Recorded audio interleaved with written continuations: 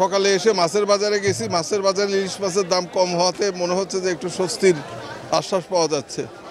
আর সবজির দাম গত সপ্তাহের মতো এই সপ্তাহে একই রকম আছে মোটামুটি, তবে পরিমাণে মনে হয় আগের তুলনায় অনেক বেশি হচ্ছে এখন।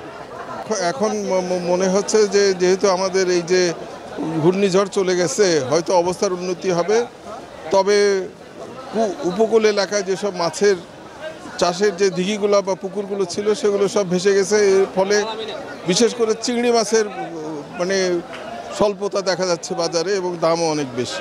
গত সপ্তাহে ব্রয়লার ছিল 210 থেকে 220 টাকা, এই সপ্তাহে বিক্রি করতেছি ব্রয়লার 190 টাকা। আর বর্তমান আজকে বাজার সমানে আমরা বিক্রি করছি 340 থেকে 350 টাকা।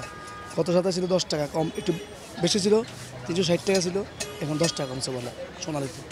আর ব্রয়লার কেজিতে 20 টাকা কমছে, মোটামুটি কমছে। কারণ সামনে কোরবান আসতেছে, চাপ কম, আশা করি আরও কমবে।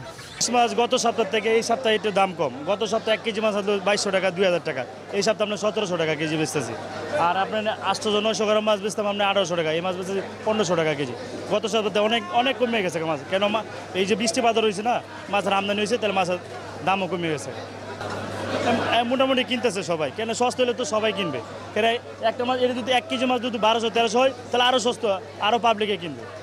আমরা চাই আরও সস্তা জনগণ কার। গেছে সপ্তাহের তুলনা মানে এই সপ্তাহ মানে আপনার কয়েকটা সবজির দাম বাড়ছে, আর বাকি সবজি গেছে সপ্তাহের মতনই আছে। যারা আপনার ওই যে কিছুদিন আগে যে মানে বন্যা হয়েছিল, মানে একটা তুফান হয়েছিল, ওইটা কিন্তু বেশি একটা ক্ষয়ক্ষতি সবজি হয় না।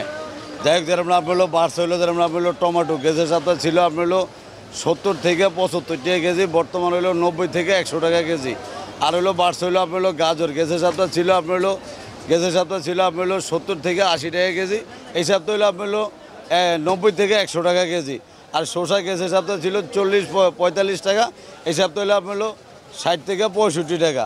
আর অন্যান্য সবজি যারা আপনার করলা, ভেন্ডি, চিচিঙ্গা, ঝিঙ্গা, ধুন্দুল, এগুলো আপনার গেছে সপ্তাহের মতনই, যারা আপনার 40 থেকে 50, এর ভিতরে মানে কিনা সম্ভব। সবজি বাজার মোটামুটি ক্রয় ক্ষমতার মধ্যে মানুষের আছে, কিন্তু অন্যান্য দ্রব্য যেমন আপনার পেঁয়াজ, আলু, আদা, রসুন, এগুলোর দাম বৃদ্ধি পাচ্ছে।